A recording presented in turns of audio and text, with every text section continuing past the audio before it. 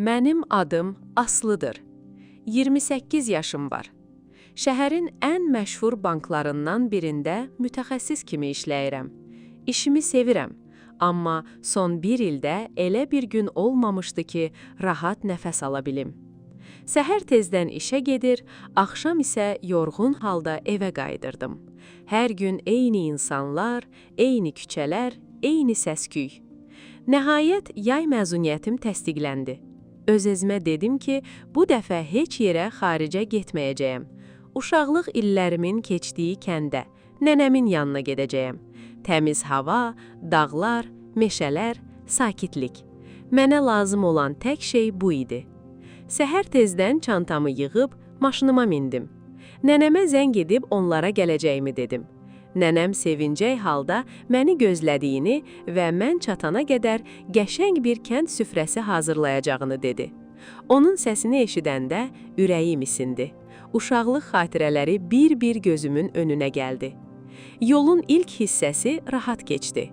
Musiqi dinləyir, pəncərədən içəri dolan yay küləyini hiss edirdim. Günorta saatlarında dağ yollarına çatdım. Hava artıq yavaş-yavaş qaralmağa başlayırdı. Kəndə təxminən 20 kilometr qalmışdı ki, birdən maşın qəribə səs çıxardı. Yox, indi yox. Maşını yolun kənarında saxladım. Mühərriki yenidən işə salmağa çalışdım, amma faydası olmadı. Kapotu açdım. Heç nə başa düşmürdüm. Telefonumu çıxarıb ustaya zəng etmək istədim. Ekranda isə yalnız bir söz yazılmışdı. Şəbəkə yoxdur. Telefonu havaya qaldırdım. Bir neçə addım irəli getdim. Heç bir nəticə olmadı. Ətrafa baxdım. Yol bomboş idi. Hər tərəfi sıx meşə və hündür dağlar əhatə etmişdi. Günəş tam batdı. Birdən ətraf qəribə bir səssizlik bürüdü. Quşların səsi də kəsilmişdi. Yalnız uzaqdan cırcıramaların səsi gəlirdi. İlk dəfə idi ki, özümü bu qədər tənha hiss edirdim. Aradan təxminən 20 dəqiqə keçmişdi ki, uzaqdan motor səsi eşidildi. Sevincək yolun ortasına çıxdım. Yaxınlaşan köhnə bir traktor idi. Traktor mənim yanımda saxladı. Sükan artasında 40-45 yaşlarında qara saçlı bir kişi oturmuşdu. Qızım, nə olub? Maşınım xarab olub. Telefon da işləmir. Kişi başını yellədi. Bu tərəflərdə telefon çəkmir. Gecə də düşüb. Burada qalmaq təhlükəlidir. Mən narahat halda soruşdum. Bəs neyniyim? Gəl traktora min. Səni kəndə aparım. Sabah ustanı gətirərik, maşınıva da düzəldərik. Onun sözləri mənə məntiqli gəldi. Başqa seçimim də yox idi. Maşını bağlayıb, çantamı götürdüm və traktora mindim. İlk dəqiqələrdə hər şey normal görünürdü. Kişi havadan, kənddən danışırdı. Amma təxminən 10 dəqiqə sonra hiss etdim ki, getdiyimiz yol mənə tanış deyil. Uşaqlıqdan həmin kəndə neçə dəfə gəlmişdim. Bu yol kəndə aparmırdı. Ürəyim sıxıldı. Sakit səslə soruşdum. Bağışlayın, biz hara gedirik? Kişi gülümsədi. Qısa yoldu. Mən pəncərədən baxdım. Ətraf daha da sıx meşəyə çevrilmişdi. Bir neçə dəqiqə sonra yenə soruşdum. Məncə kənd bu tərəfdə deyil. Bu dəfə kişi üzümə baxmadan dedi. Narahat olma. Artıq əllərim əsirdi. İçimdə qəribə hiss yaranmışdı. Birdən qapını açmaq istədim. Tutacağı çəkdim. Açılmadı. Bir dəfə də. Yenə açılmadı. Qapı niyə açılmır? Kişi sakit səslə dedi. Mən bağlamışam. Sanki bütün bədənim dondu. Niyə? O isə cavab vermədi. İndi artıq əmin idim. Nəsə düzgün getmirdi. Traktor meşənin daha dərin hissəsinə doğru hərəkət edirdi. Yol getdikcə daralırdı. Telefonumu çıxarıb yenidən baxdım. Hələ də şəbəkə yox idi. Qəlbim sürətlə döyünürdü. Öz-özümə deyirdim. Sakit ol şəlalə, çıxış yolu tapmalısan. Təxminən 10 dəqiqə sonra traktor dayandı. Ətrafda nə ev vardı, nə insan. Yalnız hündür ağaclar, qatı qaranlıq və qorxunc səssizlik. Kişi mühərriki söndürdü. Yavaş-yavaş mənə tərəf çevrildi. Üzündə qəribə bir təbəssüm vardı. Sonra asta səslə dedi: "Sən mənim olmalısan."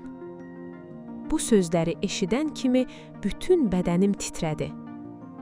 Heç nə düşünmədən qapını təpiklə vurmağa başladım. Bu dəfə qapı açıldı.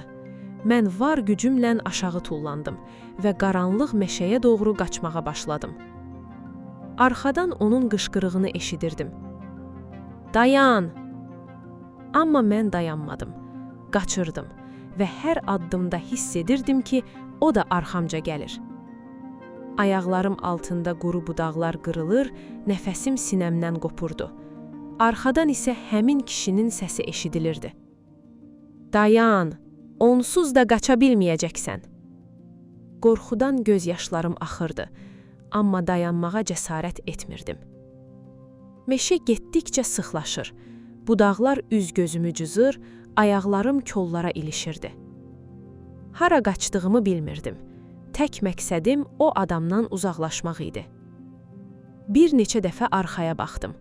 Qaranlıqda onun silueti seçilirdi. O da dayanmadan məni təqib edirdi. Artıq gücdən düşürdüm. Ayaqlarım əsirdi. Nəfəs almaq çətinləşmişdi. Birdən ayağım iri bir daşa ilişdi və yerə yıxıldım. Dizim bərk əzildi. Əllərim torpağa sürtüldü. Ağrını hiss etməyə belə vaxtım yox idi. Dərhal ayağa qalıb yenidən qaçmağa başladım. Biraz irəlidə qayalıqlar gördüm. Qayaların arasında dar bir giriş diqqətimi çəkdi. Yaxınlaşanda bunun kiçik bir mağara olduğunu anladım. Heç düşünmədən içəri girdim. Mağaranın içi qaranlıq və soyuq idi. Daş divara söykənib nəfəsimi saxlamağa çalışdım. Çöldən addım səsləri gəlirdi. O adam məni axtarırdı. Bir neçə dəqiqə keçdi. Sonra onun səsi eşitdim. "Harda gizlənmisən? Çıx ortaya." Səs getdikcə uzaqlaşdı. Mən isə tərpənməyə belə cəsarət etmirdim. Telefonumu çıxarıb təcili yardım nömrəsinə və polisə zəng etmək istədim. Harada olduğumu dəqiq bilmirdim. Sadəcə gördüyüm qayaları, meşəni və yolu təsvir etdim. Operator sakit səslə mənimlə danışırdı. Yerimi müəyyənləşdirmək üçün suallar verirdi. Mənə olduğum yerdən ayrılmamağı tapşırdılar. Təxminən 40 dəqiqə sonra uzaqdan avtomobil səsləri eşidildi. Bir neçə polis əməkdaşı və xilasedici meşəyə daxil oldu. Onlar məni görən kimi yanıma qaçdılar. Artıq özümü saxlaya bilmədim. Hönkür-hönkür ağlamağa başladım. Polislər məni təhlükəsiz yerə apardılar, su verdilər və sakitləşdirməyə çalışdılar.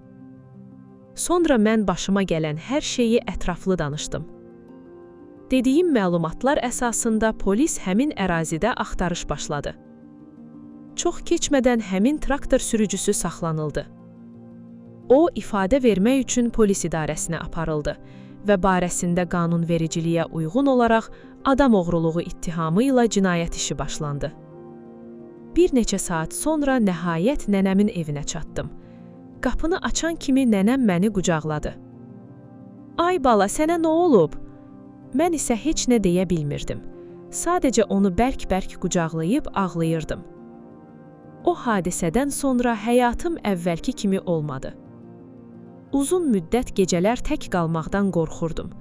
Meşə yolu görəndə, hətta uzaqdan traktor səsi eşidən belə həmin gecə yadıma düşürdü. Bir şeyi isə heç vaxt unutmadım. Bəzən insan çətin vəziyyətdə kömək axtarır, amma hər uzanan əl təhlükəli olmur.